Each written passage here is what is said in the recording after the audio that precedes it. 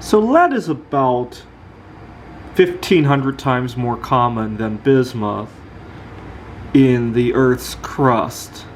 And I suspect the reason for this is a quirk of radioactive decay chains.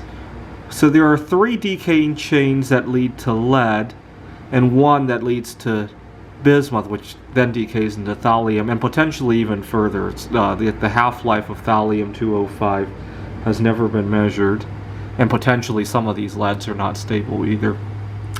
But the reason that lead is much more common than bismuth is a little bit of a quirk. All of these decay chains have radon in them.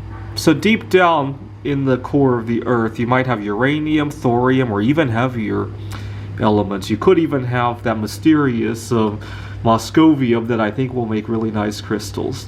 Now, over the billions of years, those elements have decayed, and at some point they were radon, and the radon billowed out to the crust of the Earth, which then further decayed into lead. But the decay chain for bismuth does not go through radon. And I suspect deep down there might be a large bismuth crystal that is forming near the core of the Earth. I can't wait to see a bismuth crystal just forming inside the crust of the Earth.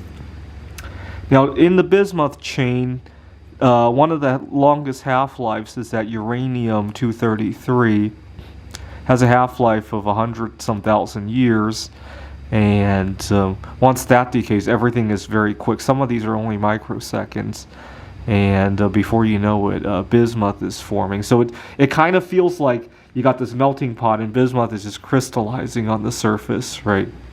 I'd love to see it. It might be even a glow-in-the-dark crystal because of all the radioactive elements inside.